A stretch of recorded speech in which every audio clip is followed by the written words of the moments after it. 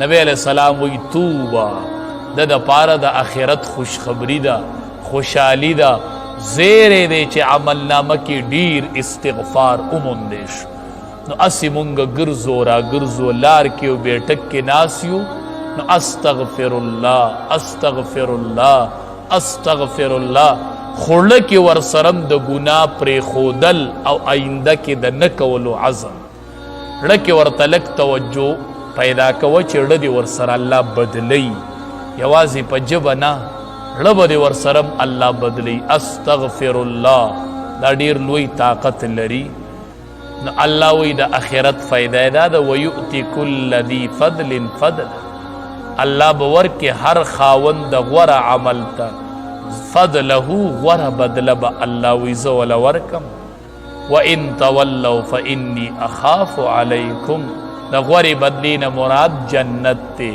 نو د استغفار دوه غټې پیدې، په دنیا کې د اطمینان او د سکون ژوند او په آخرت کې جنت، دا دواړه استغفار کې پرتی دي.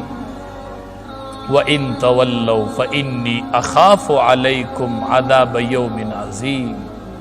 وَإِن تَوَلَّوْا الله وی که تاسو روګردانه شول، تاسو روګردانی وکړلو د دینم اعراض کو، نو فإني أخاف علیکم عذاب یوم کبیر، بېشکه زه یریږم په تاسو باندې د عذاب د راتللو د هغې لویې ورځې نه چې لویه ورځ را روانه ده. الی الله مرجعکم، خاص الله ته ستاسو ګرځېدل دي. وهو علی کل شیء قدیر، دغه الله په هر څیز باندې قادر دی. نو ټول په ټوله به الله ته حاضري کیږي، او الله په جزام قادر دی او په سزام قادر دی، په انتقام اغستلم قادر دی او په عفو کولم قادر دی.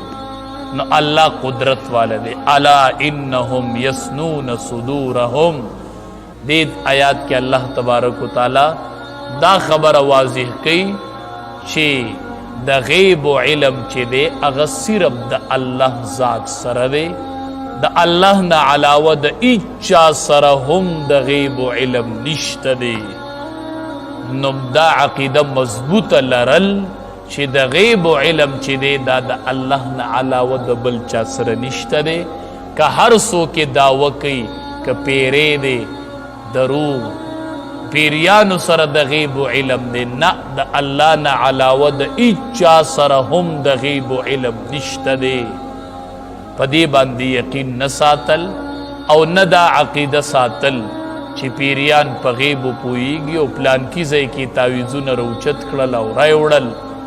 الله قرآن کې صراحتا ویلی دی چې د غیب و علم د پیغمبر سره نشته دی. نو نبی کریم صلی الله علیه وسلم سره که د غیب و علم وی نو چې جادو پې شوی او څومره تکلیف ورته پته ورته لګېده.